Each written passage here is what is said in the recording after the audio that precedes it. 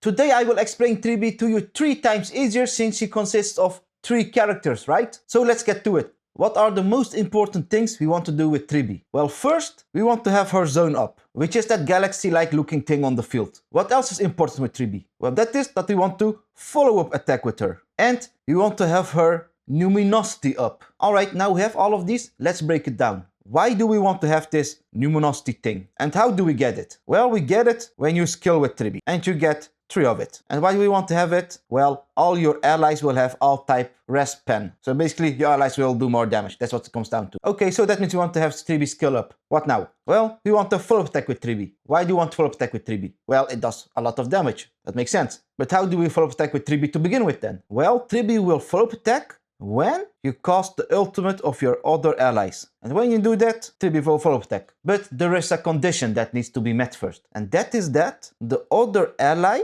should have, let's say in our terms, a trigger. If that other ally has the trigger and they ult, then Tribbie will follow attack. And that ally will lose that trigger then. So how do we get this trigger for our allies then? Well, that is when you ult with Tribbie. So when you ult with Tribbie, all the allies on the field, so these are your allies, like I'm saying, specifically other allies, they all will get one of this trigger. Voila, like this. So when you ult with Tribbie, your allies will get this thing that when they ult, the Tribbie will do a follow attack. But every ally can just have one of this trigger. So if you didn't cast your ultimate with an other ally and Tribbie ults again, it doesn't mean when that other ally ults twice, that Tribbie would follow attack twice. It is just kept to 1. So I cast Tribbie's ult, all the other allies get this trigger thing. When one of them ults, they lose that trigger and Tribbie will do a follow attack. Alright, so we see ultimate Tribbie is pretty helpful. But there's another reason why her ult is quite necessary. Well, that is because when you ult with Tribbie, that zone will be up. And it will be up for 2 turns. So now we know what this 3 thing means. It doesn't mean when you skill with Tribbie, she will get 3 of this numinosity. No, that numinosity effect will be available for 3 turns. And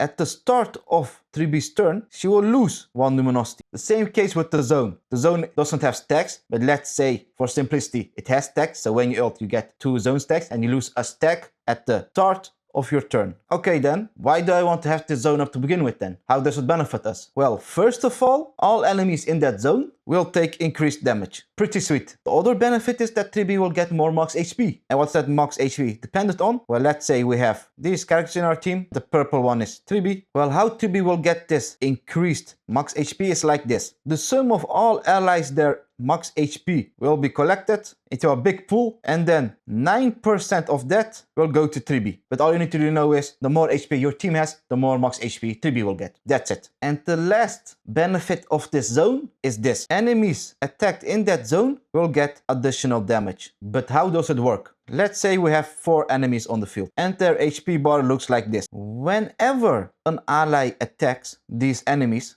and let's say it attacks all of them, so that means 4 enemies got hit, this additional damage will be done 4 times to the enemy with the most HP. So this enemy attacks all these enemies with an AoE ability. We see 4 enemies have been hit. Then Tribbie will do additional damage 4 times on the enemy with the most HP. If only 3 enemies got hit and not this one, then this enemy in the middle would get 3 additional hits. So that means having allies who hit many enemies consistently will make Tribbie quite pop off. But there is also another benefit for having allies who attack many enemies, and that is this. If that attacking ally is not Tribbie, so Tribbie herself can also trigger these additional damage hits, pretty nice. But going back, if that attacking ally is not Tribbie, then Tribbie herself will restore energy. And how much energy? Well, depending on how many enemies that other ally has hit.